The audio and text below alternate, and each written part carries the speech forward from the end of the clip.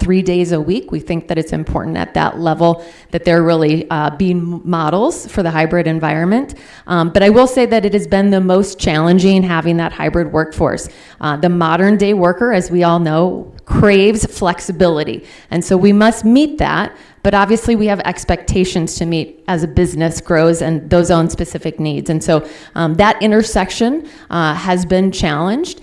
We want to make sure that we're providing a culture that has that value add. If you're going to come into the office, we want to make sure that it's worthy of your time. And I think that it is. I will speak to my own team. I ask that they come in 3 days a week. I think I have a smaller team, and I think it's really important to have those kind of happenstance conversations where we learn more about each other as people.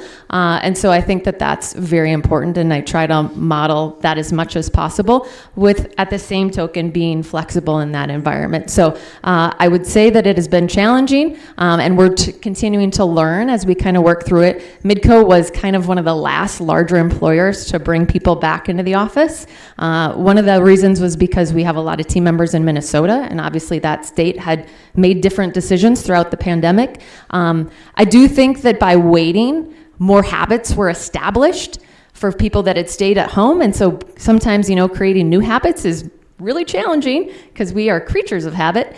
And so that's been, we're working through that still, and people have greater sensitivities than they did prior to the pandemic. Both touched on some really good points with needing the people in office. Sometimes those positions are always going to be there. How do you guys maybe approach some of those conversations if some of those employees are maybe expecting a little bit more flexibility? What do some of those opportunities look like? I think we're always working with our people to understand what their request is as far as working remotely. And specifically, I can think of our ER group. They have to come into the hub, right? That's how we deliver the service. The technology does not, at this point, allow us to send our ER physicians or nurses home to deliver the service that they deliver because it's such a collaborative workflow. And the things that we have thought about alongside them, right? So they're not isolated from the conversation. They're very much part of the conversation. And we actually continue to evaluate technology and try to determine if we were to move to a remote work environment, how would it change your workflow? What technology do you need? Does that mean that we're going to have to hire more people because now we have one physician covering 40 facilities? Is that going to be enough? Right? So how we navigate that currently is we converse with them. We try to find solutions if it is reasonable to think that somebody could work remotely. And the positions that cannot, right, because there are positions that cannot work remotely, we talk with those employees too. And I think that they have a good understanding that somebody physically has to come to the facility to do this work. There's no other option, right? And if they're not doing it, then somebody else is going to have to come in and do it. So is there growth opportunity? Are they looking for a remote job? And what do we have within our organization that they can get trained on and evolve to? Internal transfers are a big thing. So always happy to grow our team and make some changes. But it starts with having the conversation with our teams. They know what the workflows are better than we do. They know that, and they demand that we deliver quality service to our customers, right? We're delivering clinical care. We don't short that. And so the conversation has to continue with our employees if we're going to push a position to a remote option. Yeah, I don't know if I have much to add, but I would say that I think the one thing that we've made some decisions on are projects, so specific projects, not maybe the entire body of work, but I have a current project right now. It's transitioning an old intranet to a new intranet, and I have a couple of team members that quite frankly are more productive at home during this project. And so I think once we get through that, then I will ask for them to come back in. But I think to your point, Mona, is like just those ongoing conversations about what is possible while again making sure that we're meeting the business's needs. Thank you. So we'll kind of focus now on building that case for hybrid work. We know that there is both a lot of tangible benefits for having that flexibility, employee retention. I'd love to see a show of hands. How many of you guys in here are 100% in office? How many are 100% remote? And what about hybrid? So it looks like we have a good mix there. I have a little bit of an interesting perspective with our company. My husband and I, we took some time to travel overseas for 6 months.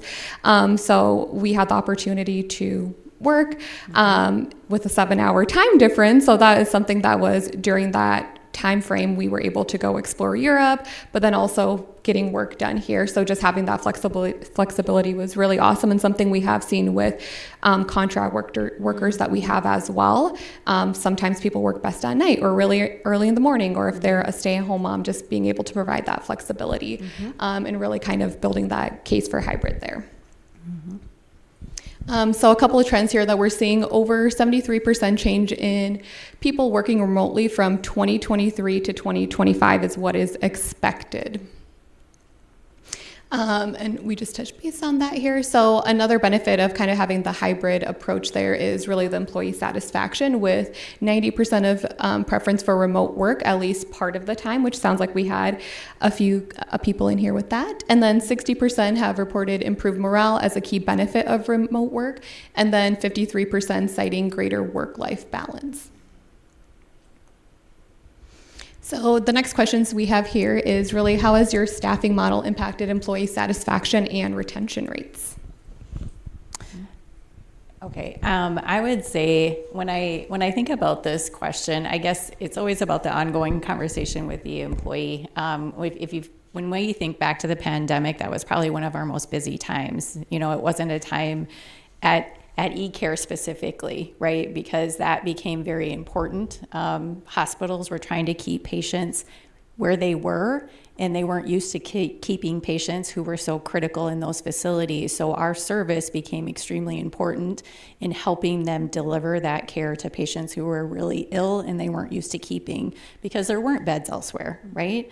So we were very busy at that time. And again, our whole model is built around delivering virtual care.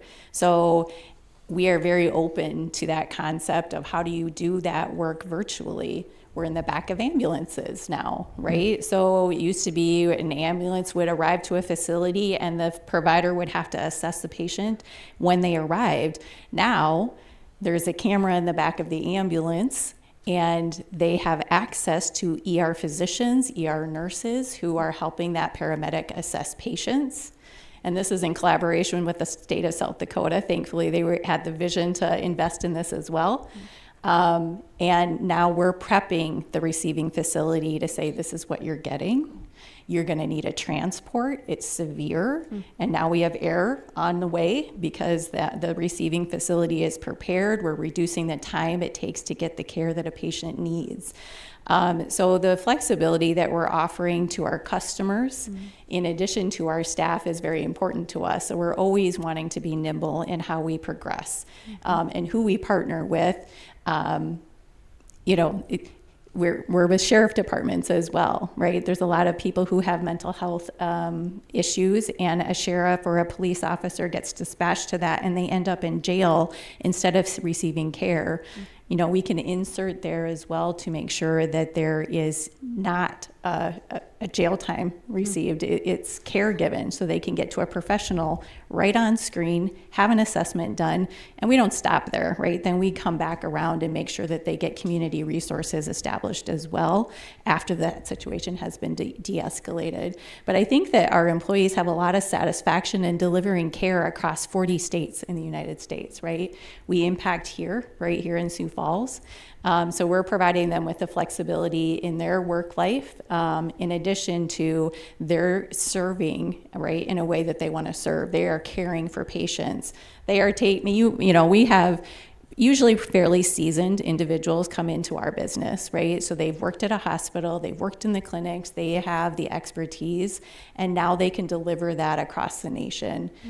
So I think the mission is super important in how we approach our employees and then how they approach our customers, right? It's always a focus of our decision making. How do we deliver care when and where it's needed at that high quality level?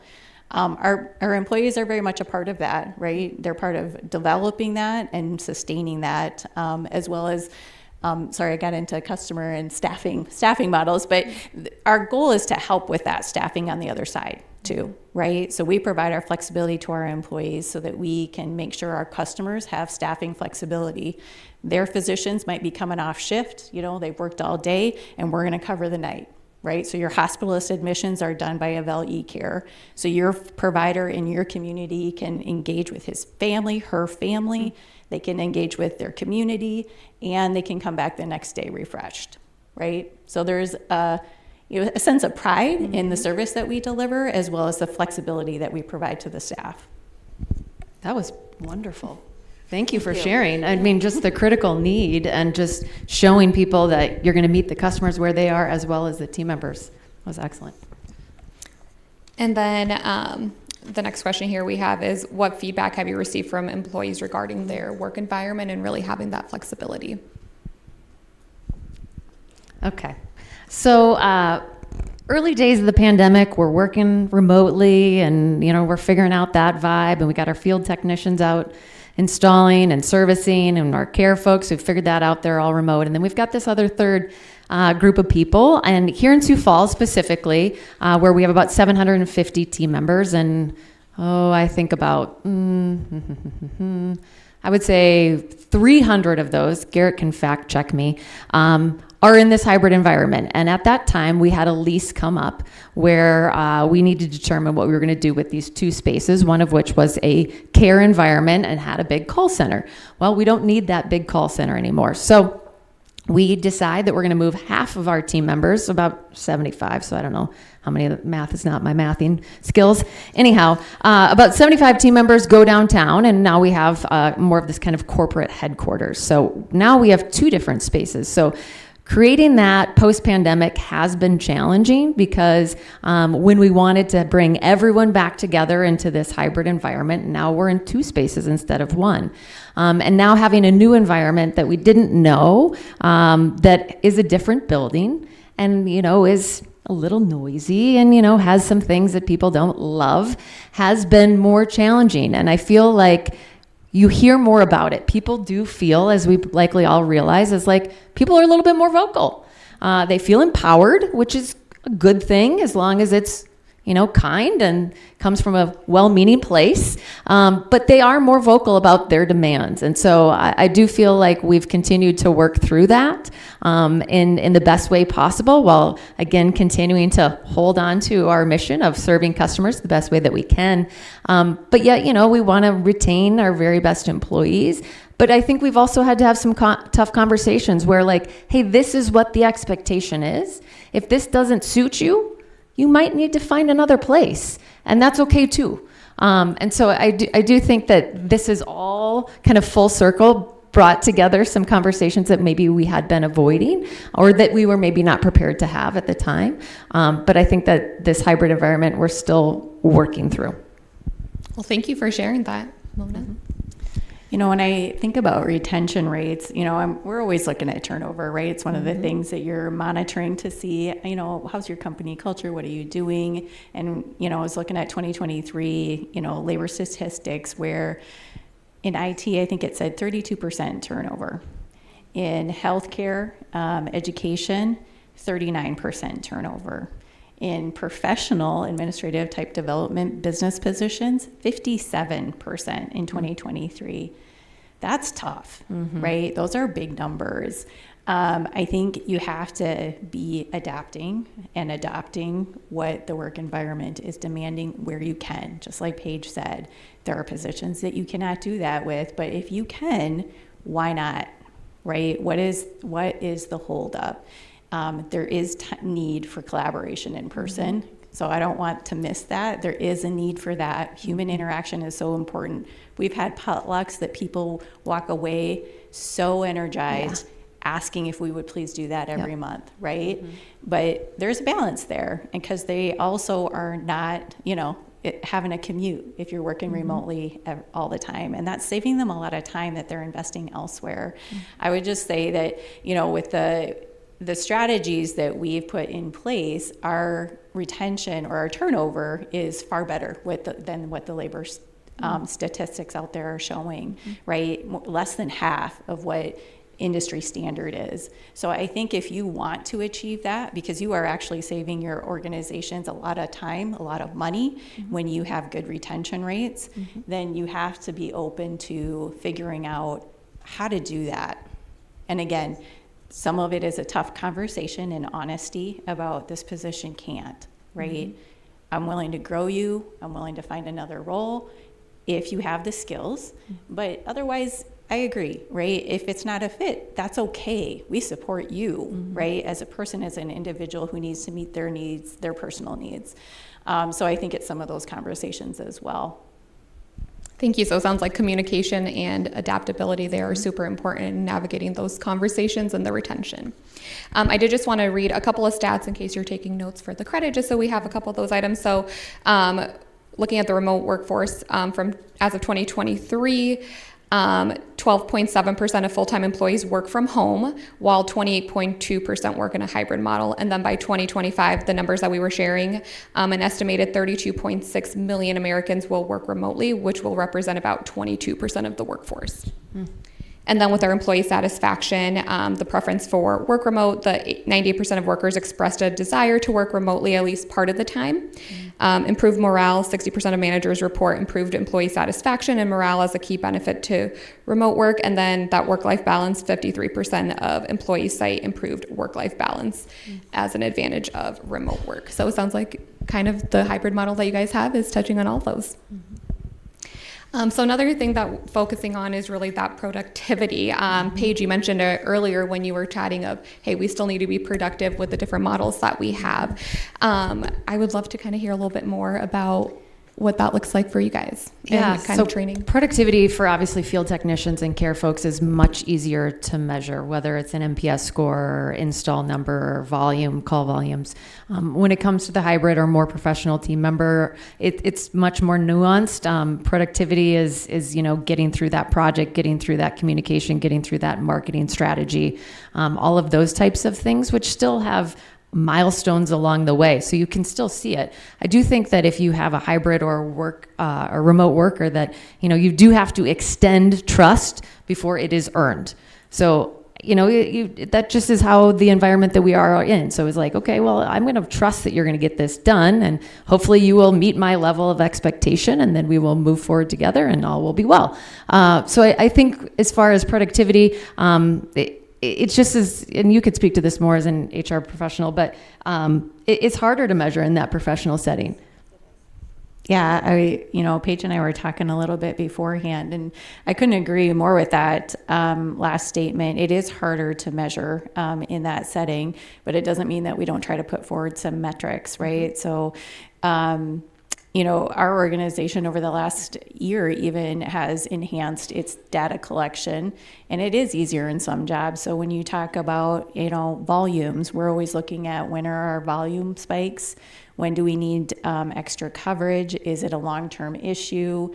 Do we need to staff differently? Do we have staff that can fit in, right? So you're looking at your heat map to say, we've got to insert more staffing here because there's a consistent high volume that needs to be addressed. And then on the business side, it is all the projects, right? So when Paige talked about, maybe you go home when you have a big project to work on, because that is a great way to focus and drive that quickly.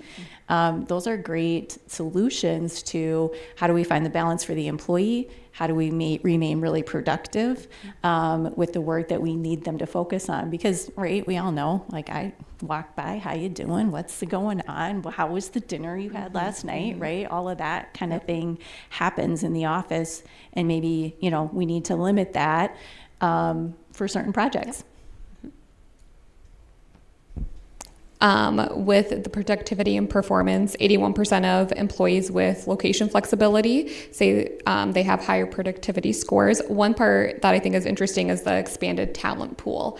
I know when we were chatting through, some different states have different laws with hiring remote, so that is an unexpected challenge potentially. Very much so. As we were going into remote. So if you want to maybe touch base on that a little bit. Oh gosh, Garrett, I might need to call on you for this, but I just know that we have really had to look at what states legally are best for our business, So if you're an ER professional, you likely could speak to this. But there strictly are some states that we unfortunately cannot employ from. California is one of them. Yeah, if you're in ER, you understand the nature of this, that as much as you would like to be able to accommodate some of the roles, which can be fully remote, it simply does not jive with the business's needs. Yeah, I would just add to that, there are, from a state regulation standpoint, there are requirements. I can think in pharmacy in particular, right? So the state of Minnesota says you cannot, the pharmacist has to be in a hub. That's what the state of Minnesota says, pharmacy board says. So we have to have people sitting in the hub to conduct the business that we do for pharmacy when we're, and we cover that state 24/7, 365, right? So somebody's got to be there to do that. So we try to create flexibility, and can you rotate, right? If you're not covering that state, can you rotate and work from home at that point? But that's hard because that's a lot of licensure that you're obtaining for clinicians to perform the work. So there's definitely and expense put into that. Yeah, exactly. There is an investment there. So state by state becomes challenging to try and navigate each of the state's regulations to stay in compliance with that. Those are really good points. And then from the consumer standpoint, it's great to know that, hey, we have these rules and regulations that we follow, and that sense of security there. The next part here is really employee retention. So 12% reduced turnover in employee turnover, 85% long-term commitment from employees that we're seeing kind of with the hybrid model. A couple stats here: hybrid workplaces have seen an average of 12% reduction in the employee turnover, and really 85% of staff who are feeling capable of being productive anywhere and likely to stay with their employer long-term. I think both of you have touched on that throughout the different conversations. So really, how has your staffing model, let's see here. We already touched base, so excuse me on that, and we'll go back here to a couple more things before we get to the questions there. Is there anything else either one of you want to add? One of the things that comes to my mind that is a challenge with remote work is, how do you keep people engaged, right? How do you keep the connection? So I'm going to share two things. One on my team, right, is that we have tried to establish some of that water cooler talk through very quick team meetings. So we touch base 10 minutes 3 times a week. And it is truly meant to, if we have business need, we will catch each other, right? Like, did you do it? Did you see that? Check it out, whatever it needs to be. But it's also to, what are you doing this weekend? How's your mom? I know she was in the hospital. It is to establish the personal connection with my people that I don't physically see, because I do have people who I never physically see unless they come for the Christmas party. So we do things like that. And then our most recent employee engagement survey, I don't know about you all, but communication is always part of what gets brought up. And right now our ELT, our executive leadership team, is doing rounding. So it's a concept that came out of Studer, if you're familiar with the Studer rounding. And what would happen if you were physically present is that the executive would go around to the different units, and they would engage with employees. They would understand what was going well. They would ask who they could recognize, and they would also try to find out, what is a challenge for you right now? What is on your mind, right? What is not going well? So we try to adapt that to a virtual model. And what we're trying right now, and I'll let you know maybe if it works out, because we've only been doing it for a few months, but is that the executives are attending the team meetings, right? So 2 or 3 of us will attend. We figured out when everybody's team meeting is, right? We're not asking them to change that, but we join the first 10, 20 minutes of their team meeting, depending on how the conversation goes. And we ask those same questions because we want to hear from our people, right? We want to know, what are we not communicating to you that you want to hear about? feedback so far is that, yeah, we have a list of things that we're taking action on, that we can take action on. We have things that we've said, look, we can't take action on this right now because we just don't have the capacity. And then there's things, that you hear that are good, like thank you for actually taking the time to hear from us, to hear directly from the staff who are delivering the care, who are processing the credentialing, what's going on. And so I think trying to establish that engagement with employees, and that we really do care, right? We do want to know what you have to say. We do want to take action, and at that level to make sure that they are in front of the staff, willing to hear what it is. Now, we're not going to fix everything, right? And we try to make sure that people understand that, but it's the effort also sometimes that speaks volumes. Yeah. Very similar. As I mentioned, Pat, our CEO, is going a beyond gig because we are offering beyond gig services. So he's on a beyond gig tour. It's taking him about 6 months to get to all of our locations. Some of them have 5 team members. Some of them have hundreds of team members. But it's from, International Falls, way up northern Minnesota, down to Lawrence, Kansas. And, for him and for some of us that get to go along, it is a listening tour. And it also is about engagement. It's this kind of re-engagement post-pandemic. We had a company picnic last week for about 450 team members, and the common thread was, oh my God, I loved this. I haven't seen XYZ person in so long, and can we do this again? And so there is this craving need for that engagement, and it's just figuring out how can we do it in this kind of hybrid, remote, everyone in the office. We're all trying to meet needs, and we're just trying to do it differently. From a remote standpoint, we've had book clubs. Again, we're having conversations about different things than just a project that we're working on. And so I think it's just that, to your point, it's about being adaptive, and we can evolve, and we can consider new ideas, and we want to make sure that we include team members as we go along. Awesome. I love that, the community or the employee engagement, and really showing, again, what you both said, that you guys care, the leadership team cares and is really listening. That's awesome. A couple things I wanted to close up on before we get into questions here, really with the session, focusing on the hybrid models, that it helps boost employee satisfaction and retention by being flexible there. Employees can manage their professional and personal responsibilities, again, leading to that higher job satisfaction, increase in productivity. Like you were chatting, sometimes we have that water cooler talk versus if you have a big project going at home, and being able to focus. Expanding our talent pools, being able to hire from all over. Both organizations have a large talent pool, so or where we're in different states, so having the large talent pools there, reduced overhead cost. Paige, I think you brought up a really good example of, hey, what does it look like now? Maybe we need a smaller office, different offices, really good points there. And then providing or promoting the environmental sustainability, so reducing the commuting time to office, again, having more of that time to get other items done as well. So with that, we will open it up to the audience with questions. Hi. Hi. Hello. Tell us who you are. I am Jessica Williams. I work at Augustana University in compensation and benefits. And something exciting, we're becoming more global and having these hybrid doctor of physical therapy programs growing in Minnesota and Colorado, and hopefully branching out a little bit more, which is posing a unique situation, right? So as you grow and you expand and we open up to all of these different states, not only are there tax implications or laws that we have to follow, but our benefit programs that would normally be offered to a local constituency, now we're having to open up to these national networks. How have you adapted your benefits to make them more accessible to those workers that are outside of your current area?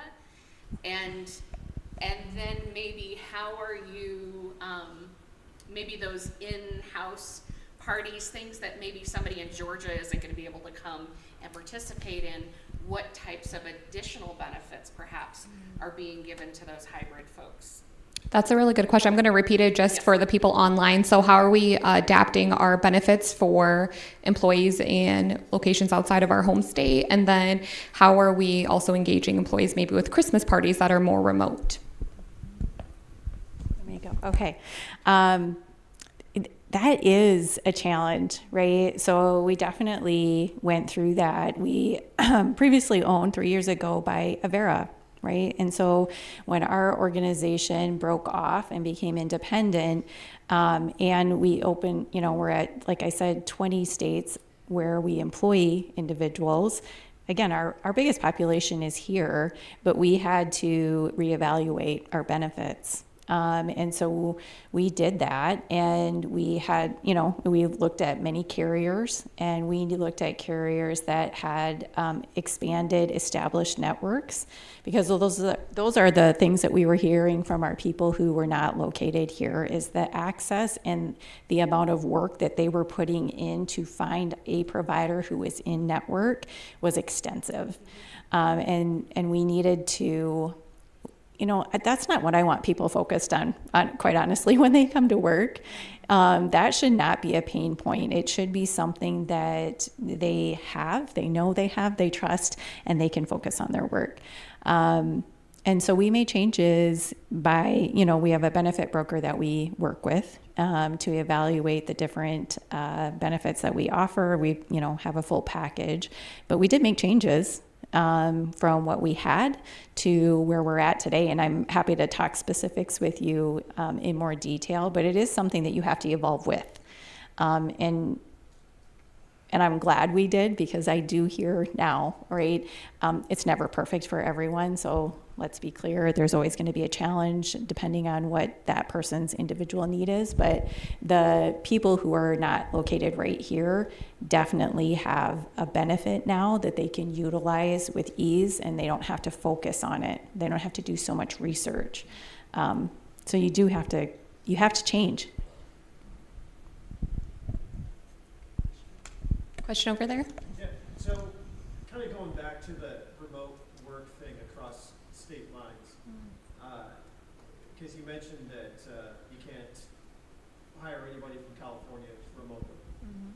Is that a matter of state policy in those other states, or is that a South Dakota policy thing? Is it a policy thing at all? I mean, what is it that is closing off entire states, for you to recruit remote workers?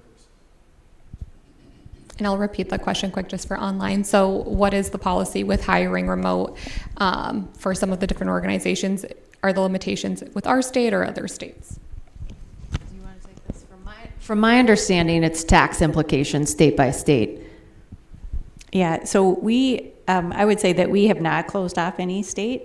From a hiring perspective, there are definitely states that are far more challenging to be in as an employer. There's a lot of regulation in certain states that make it cost prohibitive, right? If you want to deliver service in that state, or you want to be an employer in that state. So we do have an evaluation process that we go through to determine, how much, it's not just, the physical dollar, but there's a lot of time and effort that's put into keeping up with all the regulation, so that you remain in compliance with some of these highly regulated, like Hawaii is super regulated and California is super regulated.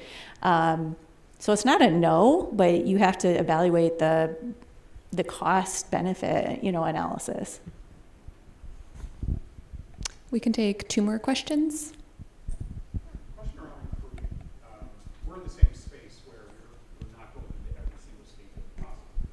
But once you have that list narrowed down, are you taking the approach of a blanket approach where I'm going to recruit anywhere in these states where I want to recruit from?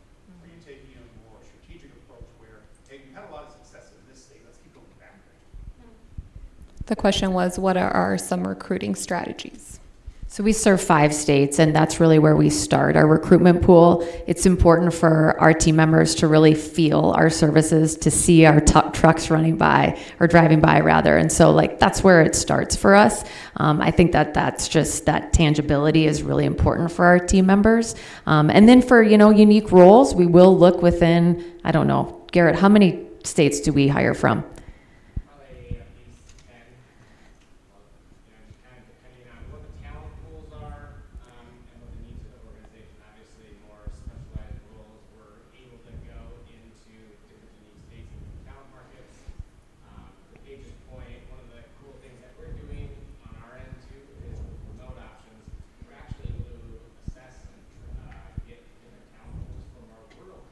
that we weren't able to access before. So that's a nice way that we can build a better brand and reputation kind of where we currently exist. Thank you. And then we had one more question there. Can you talk a bit about some of the logistic things? For example, you can save money on office space and office equipment, but also then there's an investment on laptops and phones and maybe office equipment for home. Do you give budgets? Do you give, what kind of guidelines and restrictions even on home office or people working from home? The question was about the logistics of hiring remote. So we're saving maybe with not having to lease a space, but what do the other expenses look like? We did the same thing where we consolidated into one building as well. So it is a pretty big cost savings to the organization not to have so much building space. And our typical, we have a work from home policy that outlines all the requirements, especially when you are delivering care. You have to be in a closed space where you cannot be overheard. No one can access information, oversee information. So we have a lot of regulation, and it is reviewed every year with our employees what the expectation is as far as delivering care, because it must be private. So we offer, every service line is different, is what I would tell you. So when you think about our ICU, they have huge monitors, expansive. So they do have to have a space to put their home equipment. So we do invest quite a bit to set them up to work remotely, while others are, a laptop and a couple of regular size screens. Same with our pharmacy crew. They have pretty big setups because they are working in many, many facilities at one time, and they need a bigger setup. So mostly it's the technology that we're investing in. So if you're asking about, do we offer desks? No. Do we supply chairs? No. We are investing in the technology that they need to perform their job, and then we have expectations around what the work environment looks like at home. Anything you want to add, Paige? Oh, I think I might need facilities to answer this. I do remember in the early days for the care team members that we were providing a monitor and I believe a chair. So like kind of the setup that they would have in a cube. But I don't recall if there was an allowance around that. And that's all I know. I'm sorry. So, well, thank you. Thank you both. Thank you for the questions. If you guys do have any more questions or need anything else, please reach out to Denise. She will be able to help assist you. And thank you. We're right at time. So have a great rest of your day. Thank you.